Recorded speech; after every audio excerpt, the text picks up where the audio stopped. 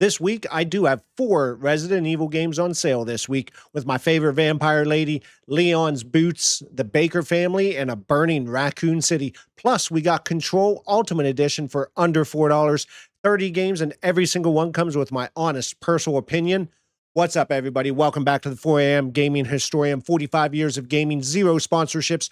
All opinions are going to be my own. This might be the best survival horror week this channel has ever had. 30 picks, let's tear through them. Cuphead is a game that's going to punish you and you're going to come back for more because the combat is tight and responsive and the multi-phase boss fights are pretty brilliant. Every boss has a distinct personality that's going to come through, and the hand-drawn animation in each phase demands you adapt on the fly. The authentic 1930s cartoon visuals are not just a style choice, they are extraordinary art that took years to produce. 40% off is the lighter discount on today's list, but for something this well-crafted, under $12 is still completely worth it. Resident Evil 3 Remake and the burning Raccoon City sequences are pretty stunning, and the whole city feels like it's collapsing around you in real time. What I specifically enjoyed here is the shorter length. This is a tight, perfectly paced survival horror experience that respects your time completely rather than padding itself out. Some fans wanted more. I found the focus duration a genuine strength. Under $8 for a survival horror experience that never wastes a single moment. Pick it up. Resident Evil 4 Remake took one of the greatest games ever made and made it feel fresh and vital again. The story feels more cohesive and meaningful in the remake. The original's campy fun is still there, but with genuine emotional weight added underneath. And Leon's combat, the kicks, the knife, the positioning, the badass confidence of a character who's completely mastered the chaos around him. Under $8 for one of the finest action games available, an absolute masterpiece of a remake. The Baker family is one of gaming's great horror families, sadistic, relentless, and pretty terrifying in ways that the Resident Evil franchise had never quite achieved before this entry. The first-person perspective puts you directly into horror rather than observing it from a distance, and the sound design is pretty extraordinary. The creaking floorboards, the muffled voices from the next room, the sounds that tell you something is close without showing you what. Under $8 for a survival horror experience that kept me on edge completely throughout the game. Pick it up. Resident Evil Village gives you completely different domains, each offering a different flavor of horror, such as vampire, gothic, doll maker, uncanny valley, fish cult, industrial. Each section feels distinct. And then there is Lady Dimitrescu, 3 meters tall, hunting you through her castle. I am not going to explain any further. You already know. Under $10 for the most ambitious and varied entry in the franchise. Pick it up. Nioh's combat depth throughout the 3-stance system is something I found pretty addictive. High stands for power, mid stands for balance, low stands for speed, and switching between them mid-combat to match the situation creates a flow state that most Souls-like games never achieve. Then add the loot and gear optimization loop on top of that, and you have a game that kept me chasing better equipment well beyond the campaign. Under $8 for the complete edition with all DLC, extraordinary value. Pick it up. Jumping onto a Cyclops or a Griffin and stabbing its weak points just simply never gets old in Dragon's Dogma. The physicality of climbing living enemies and targeting their vulnerable spot is something most action RPGs gesture at, and Dragon's Dogma actually delivers completely. The pawn system and AI companions were ahead of their time, and the ability to use pawns created by other players worldwide creates a social layer to a single-player experience. Under $5 for one of the most original action RPGs ever made. Rolling up objects to grow an enormous ball is wildly addicting, and the first time you consume an entire city, you understand completely why this franchise has a passionate following that has lasted decades. The REROLL version is the important addition here because it removes the time constriction and lets you simply enjoy the rolling without the pressure. That one quality of life change transforms the experience from occasionally stressful to pure joy. Under $8 for gaming's most unexpectedly zen experience. Pick it up. Monster Hunter World is going to make its environment feel alive in a way that most open-world games completely fail to achieve. Ecosystems where creatures hunt each other, weather patterns that change creature behavior, a living, breathing environment that exists independently of your presence. Also, the weighty combat of the weapons I found immense and completely satisfying, but I will be honest, that weight means some players will find it slow compared to more arcade-focused alternatives. If you want to feel every swing of a great sword, World is going to be your game. If not, Monster Hunter Rise might be your answer. More fast-paced than World with a wire bug mechanic completely transforming how movement and combat feels, launching yourself into aerial positions, repositioning instantly, extending combos in ways World just simply never allowed. Rise does feel more arcadey, and that is genuinely the point. It is a different interpretation of the same hunting loop, and I got genuinely addicted to the wire bug. Under $8 for both this week. Grab both and decide which monster hunter you're going to be. Ichiban Kasuga's Rock Bottom to Hero Journey and Like a Dragon is one of the finest protagonist arcs in the entire Yakuza franchise, and I say that as someone who loves Kiryu deeply. Ichiban earns his journey completely, and you feel every step of his rise. The side quest content is the best the franchise has produced to date. Pretty funny, sometimes genuinely moving, always generally surprising.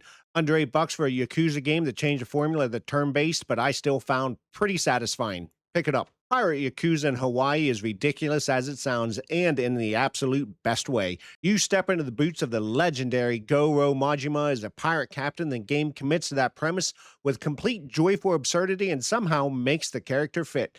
Everything about it is goofy and everything about it works completely. $15 for one of the most purely entertaining entries in the entire Like a Dragon universe. Majima fans, this is essential and pick it up. Lords of the Fallen has incredible build variety, and the build crafting system is one of the deepest and most diverse I have explored in the Souls-like genre.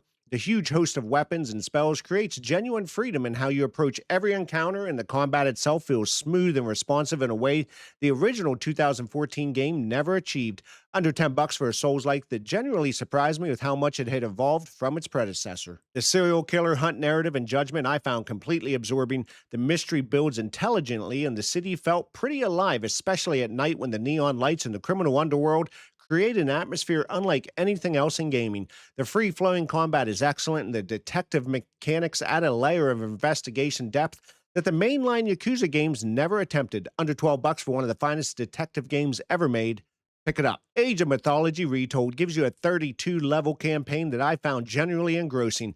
The god powers creating moments of spectacular battlefield intervention that the original always promised, and the remake delivers more completely. The quality of life upgrades, including improved resource management, make the whole experience significantly more enjoyable than returning to the original would be. $15 for a genre classic fully restored with genuine care and craft. Control Ultimate Edition for under $4. $4 for one of the most mind-bending supernatural combat experiences in gaming. The Federal Bureau of Control, a government agency built around investigating and containing the paranormal, under siege from forces that defy explanation.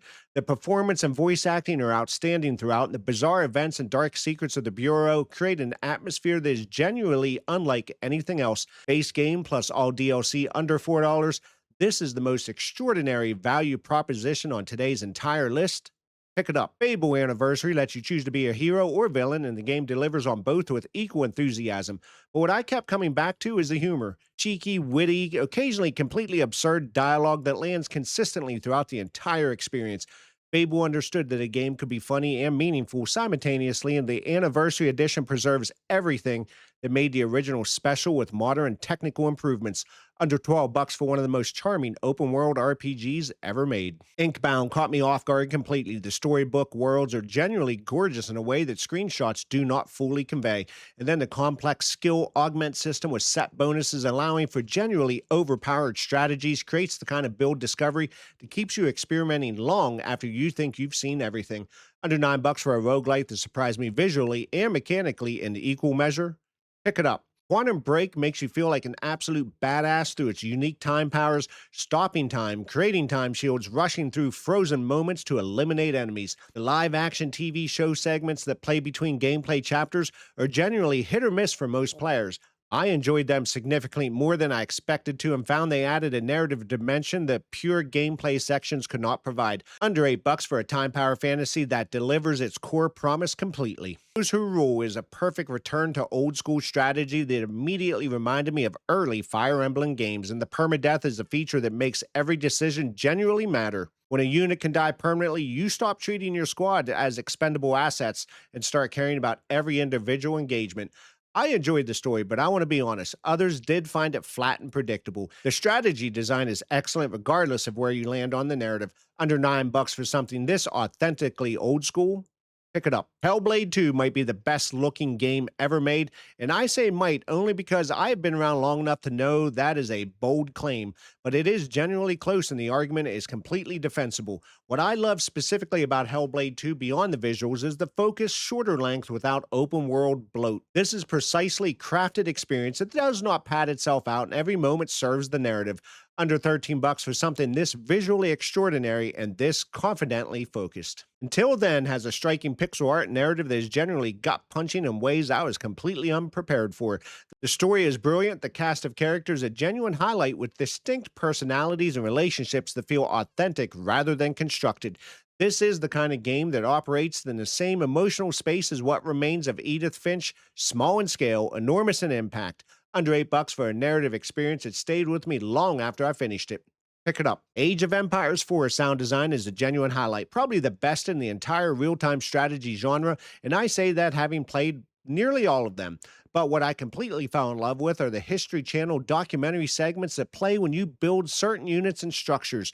Live action historical footage explaining the real history behind what you are building and fighting over. It turned a strategy game into something educational and genuinely fascinating. Under $14 for the most content-rich AoE package available. Ori and the Blind Forest has fluid platforming that is crisp and responsive from the very first moment, and what I love most is how the game calibrates its challenge. As the difficulty increases, so do your skills to meet it. The game teaches you to be better at exactly the same pace it demands more of you. Under $4 for one of the most beautifully crafted platformers ever made, and if this one moves you, Ori and the Will of the Wisps is actually my personal favorite of the two, and I want to be clear about that because both games have passionate advocates. The improved fast-paced combat opened up the experience significantly. The boss fights are generally epic in a way the original never attempted, and the upgraded mobility with triple jump options and the new traversal abilities makes movement a joy throughout. Under $8 for a sequel that improved on the masterpiece, and I would highly recommend grab both this week. The Mega Man Legacy Collection brought me straight back, a pure way to experience the original Mega Man games on modern hardware with all the quality of life improvements that collection releases should include. And be prepared, this is an extremely tough but genuinely fair game. Every death in Mega Man is your fault, and that clarity of consequence is exactly what makes completing a stage feel genuinely earned. Under $6 for the definitive way to experience one of gaming's founding franchises.